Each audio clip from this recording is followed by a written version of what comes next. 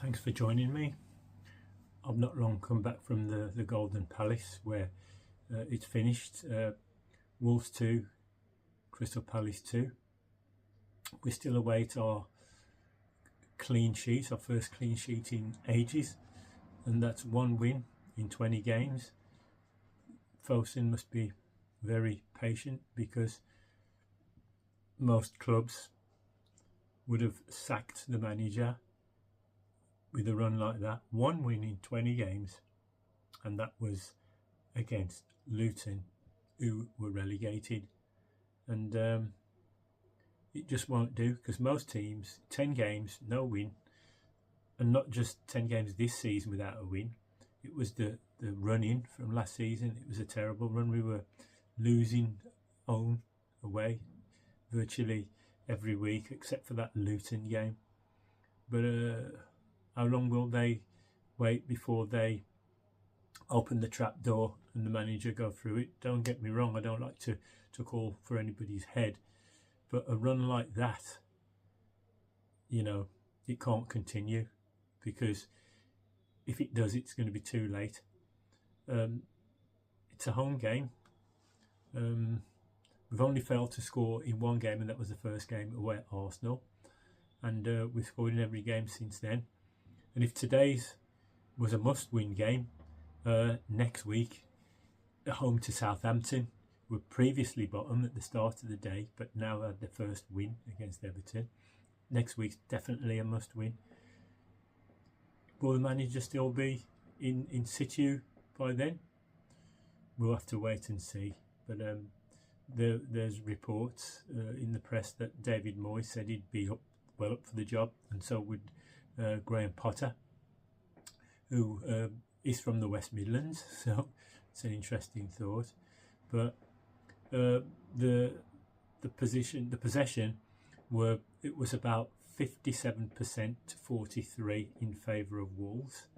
The change in the lineup from the Brighton game was that they said that the captain, Lamina, had a bit of a niggle, so he was replaced by number 21, Sarabia, and Jose Sarr kept his place in goal, third game in a row, his fifth game of the season. So him and Johnston have played about half the games each, but it'll be interesting to see what happens from now on.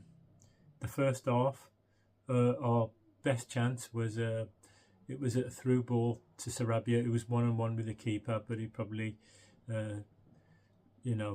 dawdled too long, and the keeper closed him down and saved it well, Dean Henderson. And most of our problems were caused by when we misplaced passes in the first 10 minutes. There was one by Sarabia, conceded possession, and then there was a flick by somebody, I think it was Cunha, and they broke away, and it was thankfully they came to nothing. But it was Crystal Palace who took the lead.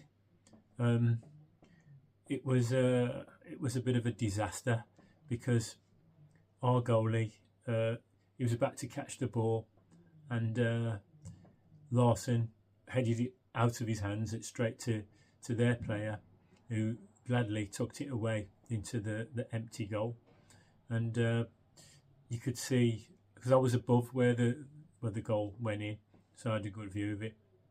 You could see Larson gesturing that he didn't receive a call, but old-fashioned goalkeepers used to come clatter everybody, punch the ball, but it didn't happen, and they gleefully accepted that. And we had a bad 5 minutes after that, because after that we conceded possession trying to play that from the back, and they missed a chance, and they had another one where they curled just wide.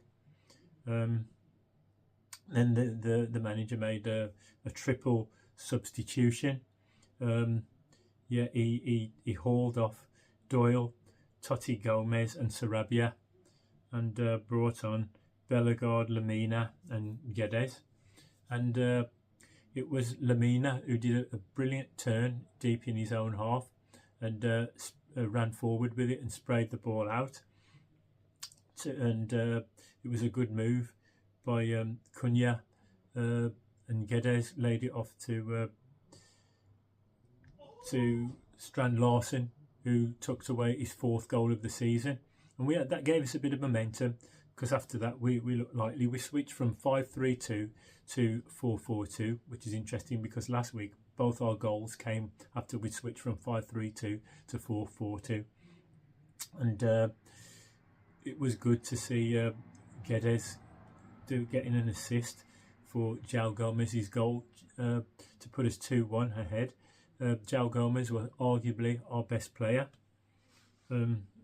Thought Santi Bueno had a good game as well. Because what it is, he's a better player than he looks, because he's quite skinny, tall, gangling, and he hasn't got a very big muscular physique, so he looks vulnerable, but he's a pretty effective player, arguably our most accomplished centre-half.